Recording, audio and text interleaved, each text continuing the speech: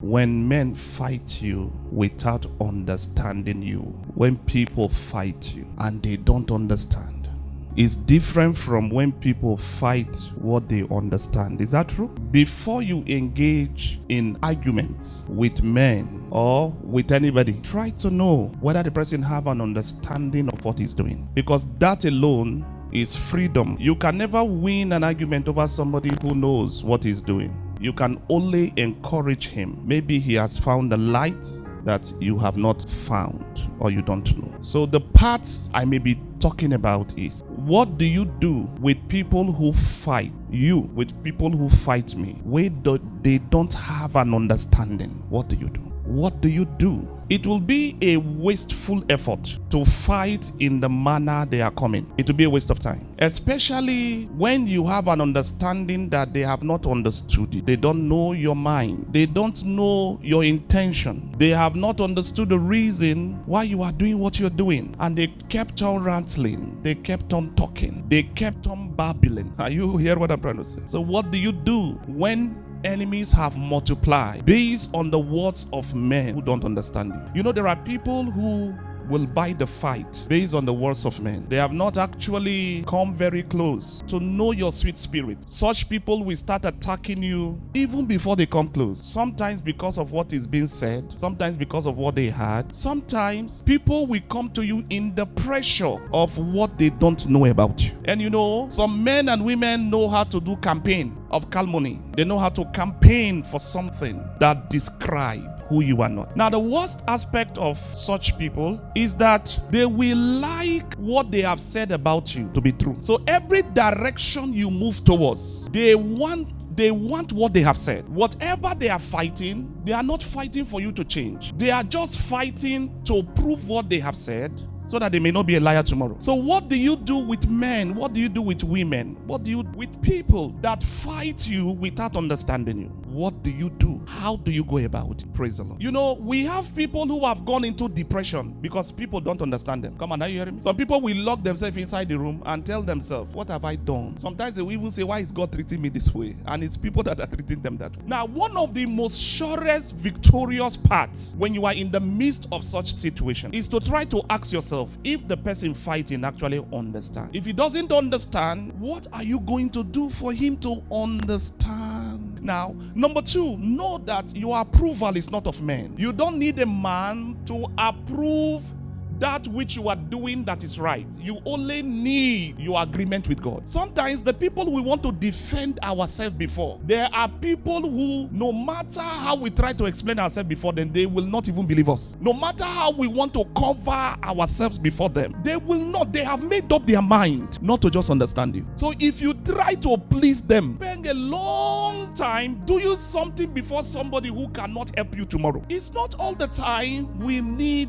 people approval. It's not all the time. Sometimes we need to get back inside of us and then correct the issue the way it should be, and then be at peace with the issue. So your reaction towards the issue now will simply be a shocker to them. They may even open their mouth and say, with all these things you have done, look at the way he's behaving, as if it's not himself. Why? Because the person who wants you to feel sad, now before him, a sort of boldness has come into your spirit, and he's wondering, why should you be bold like this when you are guilty of it? So one of the most surest way to see yourself before men or women or anybody who fights you without him understanding you is to know that they don't understand you. And even in the class, if the teacher teaches and people do not understand, they fail the course. There is nothing they can do about it. They will fail the course. The highest thing can do is to give them 0.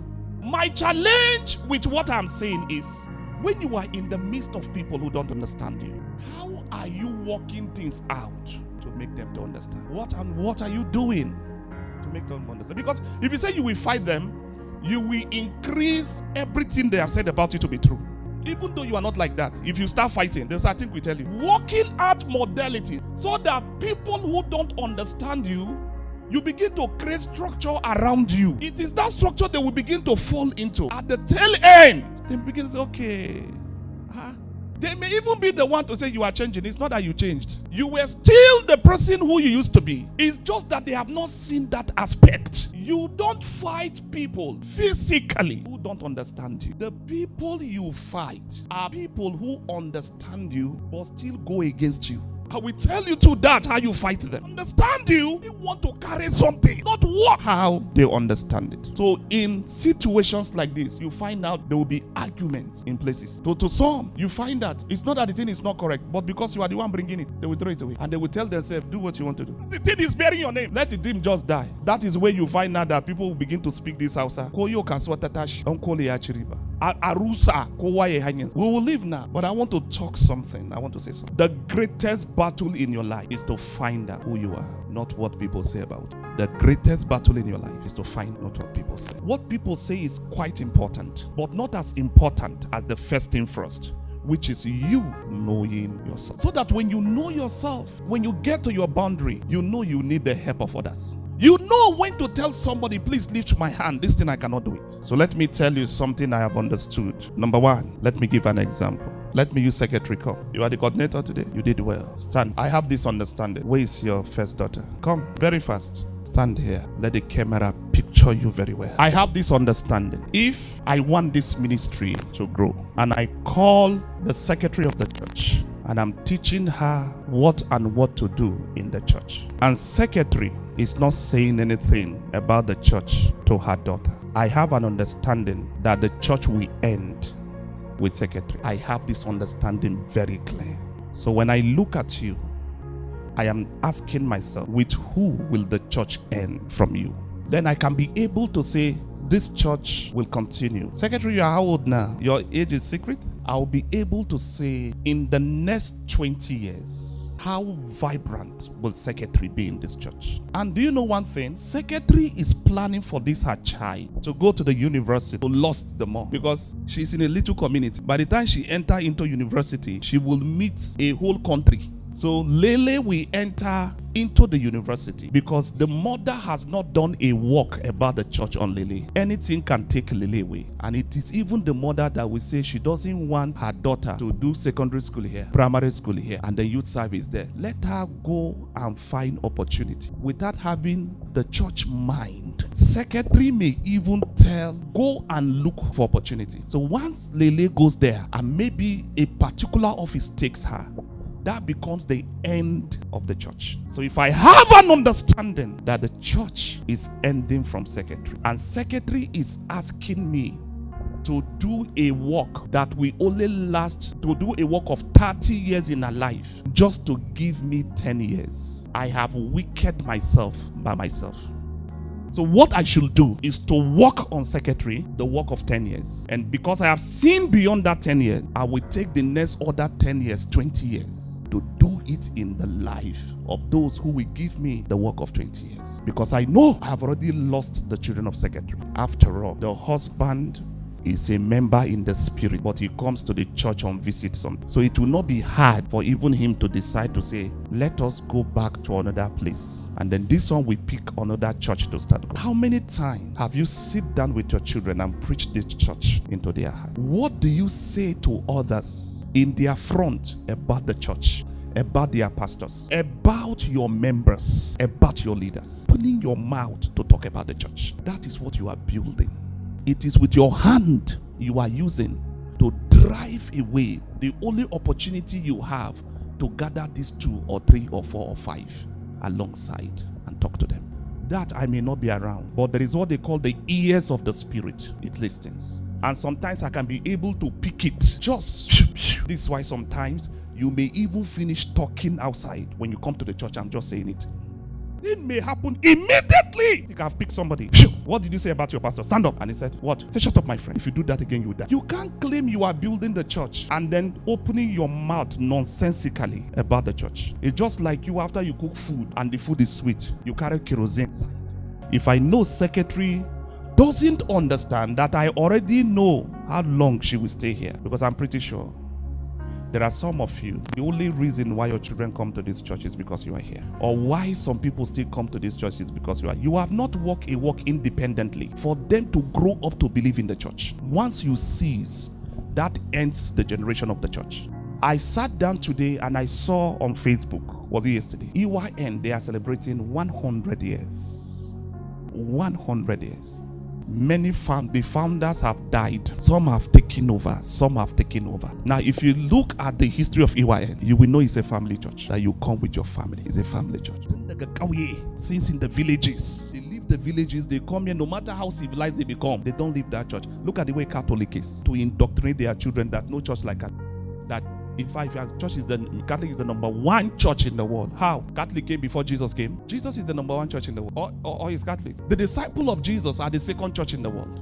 Long time before the Roman accepted Christ. In fact, they were the people who persecuted Jesus. They wouldn't have been the first. God told Abraham, I will bless Abraham because I know Abraham will pass on this mantle to his children. He will teach his children about it. He will talk to his children about it. See, around your life, may God raise up people who will not mock you, who will not say something against you when they are supposed to protect you, who will not use their mouth selfishly to speak against you without control. They just say anything they want to say. They don't mind who is there, whether who will hear, whether who will not hear. Not even in the market. Some can just say something idiotic. And some parents are not actually careful. They speak rashly. When you want to talk about your leaders before your children and you didn't mind the word you speak, God will hold you responsible when they got corrupted with such words. Now, so that woman, they behave. Now, so this woman, and your children are there. So when they come into the church, they'll be looking. Sometimes, some of you don't know what you did against a child. All of a sudden, the child is just angry with you. Even, or you have not observed that. Have you not observed that? Sometimes you just pass, you see a child. If you tell the child, you will not tell me good morning. Say good morning. All was in his mind was what he had. His parents said carelessly. It's not that there was a plan for the child to do that, but he's part of the story already. By the time you stir up your children against the elders in this place, we will see how you want the place to bless the children. Since it is the elders in the place that should correct the children, we must be very careful. See that, my dear? I have an understanding that some who wanted me to spend strength on them, they don't know what I know about them. Some who wanted, do you know one stupid thing? I also know that there are people who have already left here in their spirits, but they still want me to believe that they are here. They want me to believe. But I also know there are people who are here with their body, with their soul, with their spirit. I also know. I have an understanding of how you take this work, and we are praying daily. God will hear our hand pray. I say what? We are praying what? Come on, answer me. We are praying what? Daily, and God will answer. For now, you can say what you want to say because our ears didn't hear. But there is what they call the ears of the spirit. Connected. We pick it from time to time. We pick it in the midst of time. See, fighting the person who do not understand you required you to teach him to know so that he can join force with you. Is that not true? He can what? Because all such people require is to educate them about it. It is different from somebody who understands and is still fighting. This work we move in your life. Can you shout that amen? I said this work we move in your life. I don't know whether I've blessed somebody. Have I actually blessed anybody? The only thing you need to preserve your children is the church you come to. Don't joke with it. The thing you need to preserve your life is the church you come to. Don't joke with it. Gather them. Talk about, David said, I am angry when you talk against the house of God. He said, I'm angry. But I am glad when you say, let us go into the house of the Lord. Talk good things about the place. When you see Sister, what's your name? Rhoda. When you see Sister Rhoda, talk good about her. When you see Sister Kingsley, I say I know the set of people that God has given to me. One of the set is, hello, I made the example with Pastor Mary. I say she's staying alone. She has the capacity to decide where to be at a time, when to be, and how to be it. Was that what I said? I said, I even gave an example with you. I said, Daddy comes here, and then from the way I look at Daddy, is this liberal man when it comes to what you want to do to. I say, Babu Masi. And look at Pastor Eunice, admin. I said, look at her. The husband has given her 100%. Sometimes she will come to the church in the morning and go home in the night. No normal Brahman. What work are you doing? What work are you doing? What work are you have a work you are doing, Shay? Look at this one's no work they do. What work are you doing? Okay. Mama, which one?